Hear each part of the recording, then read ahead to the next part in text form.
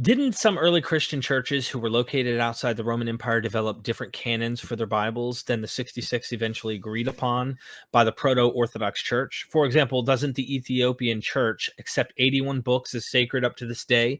It appears the standard canon remains fluid even now, since Protestant and Catholic Bibles differ, while Luther debated whether to include James and Revelation in his German translation.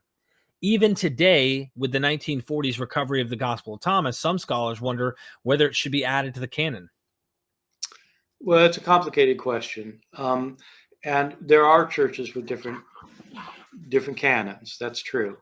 But it's a question what it means when one says that it's fluid, because in none of these communities is it fluid. In other words, in the Protestant tradition, when you have 27 books in the New Testament, it's true that other traditions might have, other books, but the Protestant tradition not fluid. You're not going to start finding bookstores selling Bibles with, you're just not. And so the reality is the canon was never fixed. People have this idea that there was a vote at the Council of Nicaea or something, or that the Emperor Constantine decided when the canon was going to be, and none of that's true. There never was a vote. The first vote ever taken on the canon by a worldwide church council, I'm talking about a worldwide church council, was the Council of Trent in the 16th century. It's the first time any major council took a vote on the canon. And they were voting because they wanted to include the Apocrypha, because the Protestants were rejecting it. And so I wouldn't say that the canon is fluid. I would say there are different canons in different Christian communities. That is absolutely true. And I'll say, by the way, I've decided now that I finished writing whatever book I was writing, my next major book, I'm thinking about doing a book on the canon, because it's and probably a popular book on the canon as well, to explain to people how all this happened, because it's the question I get almost more than any other. How do we get this? And I think there's not really a book that I can refer people to that I think is really a popular book that I like. So.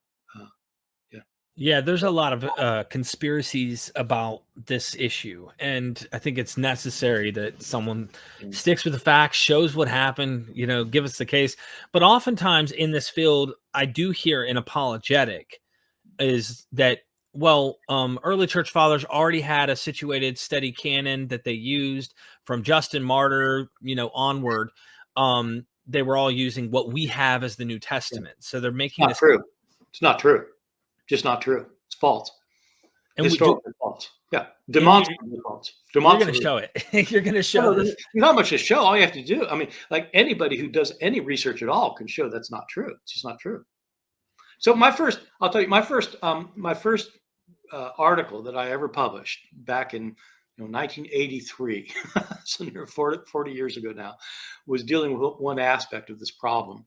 What scholars had long said was, and scholars still will say, even though it's wrong, is that the canon wasn't fixed at the Council of Nicaea, but that the canon was fixed by Bishop Athanasius in Alexandria, Egypt.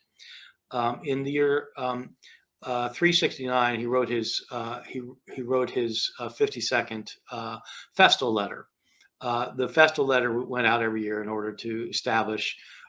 Never mind. It's a letter he wrote every year to his churches. And in this letter, he listed our 27 books of the New Testament. And he said, these are the books of the New Testament. Boom, boom, boom, boom. And it's our 27 books.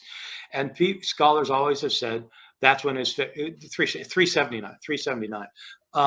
And that's when it was fixed. And so my first scholarly article, I mentioned earlier Didymus the Blind. Reading through Didymus's writings, I realized that he had a larger canon. There are books of the New Testament he thought were parts of the New Testament that were not in Athanasius's list. And he and Athanasius were living at the same time in the same city. Wow. And so I showed, so this is an article I published in a European journal, and I just showed that Didymus had a different understanding. And so Athanasius did not settle the canon in the year 379, and it never was completely settled because these different churches have different things. So these people who say that it was established in the 2nd century, it's just completely bogus. It's not true. You can show it's not, because you can see we have lists of which books are in the canon from after Justin that have different books. So how can you say it was fixed? Wow.